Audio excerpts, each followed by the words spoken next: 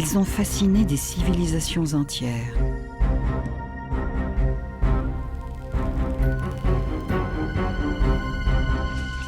Ils ont été vénérés, adorés, haïs, méprisés. Dans les replis de l'âme humaine, les serpents ont hanté nos rêves et nos cauchemars.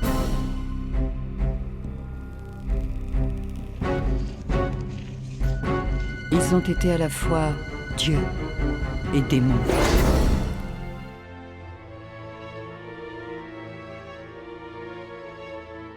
Beaucoup de rituels liés aux serpents et à la fertilité ont aujourd'hui disparu.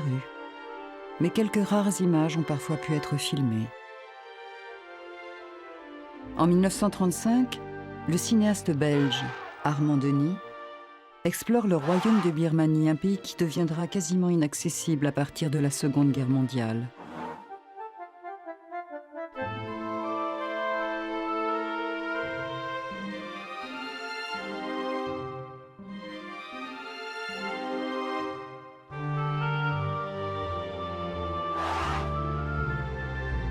Il découvre dans le pays Shan un petit village, dont le dieu vivant Amadraya n'est autre qu'un grand cobra royal.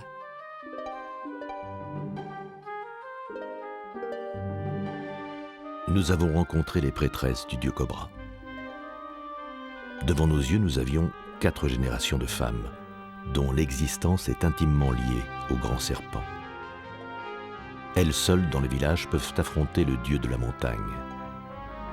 C'est un rôle terrible qu'elles se transmettent de génération en génération.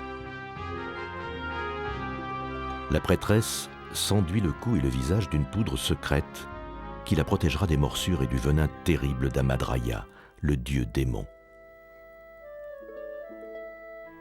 Elle doit le persuader de les aider à résoudre un grand problème. Car depuis quelques années, il n'y a eu aucun bébé mâle dans le village, signe que le dieu de la fertilité est en colère. La prêtresse doit donc intervenir pour apaiser le courroux du grand cobra.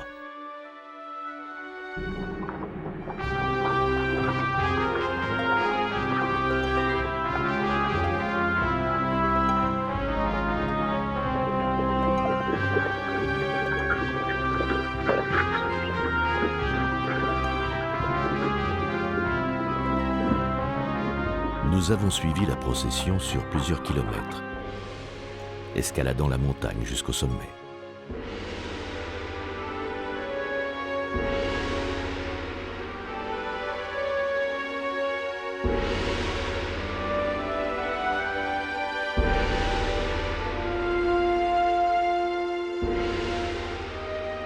La prêtresse était étrangement calme et sereine.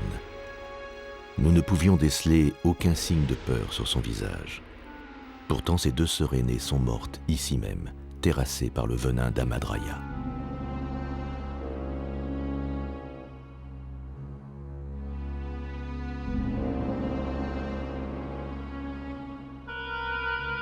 Devant la grotte du serpent, la prêtresse commença par faire des offrandes aux dieux.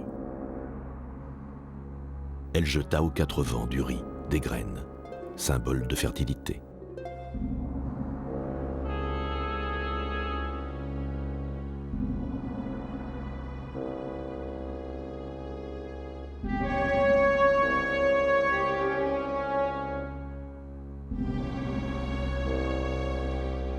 Puis elle murmura des incantations magiques, appelant le dieu à sortir de sa grotte.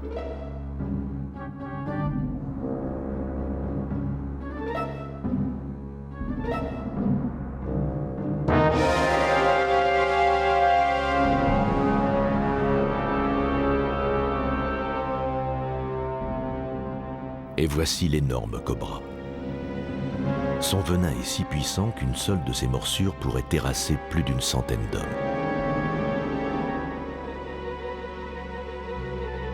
Pour apaiser la colère du dieu, elle doit se pencher au-dessus du monstre et l'embrasser 3 fois.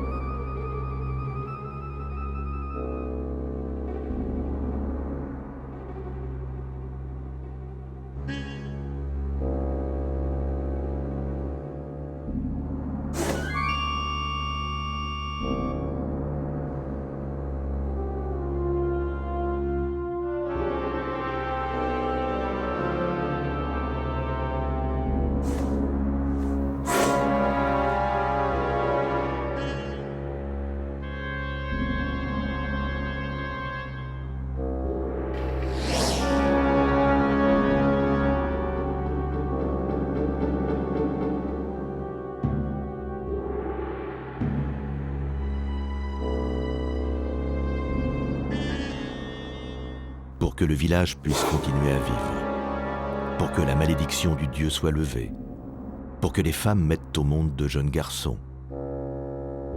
Elle doit embrasser la mort 3 fois.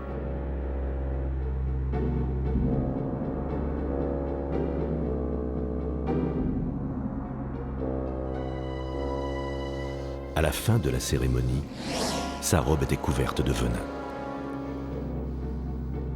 Nous n'avons jamais su si le baiser du cobra donna naissance à de beaux enfants mâles.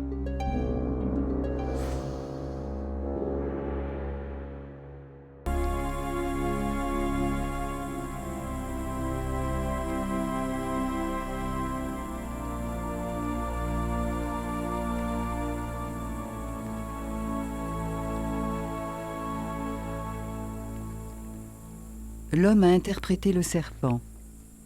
Il s'est saisi de cette créature réelle pour donner sens au monde.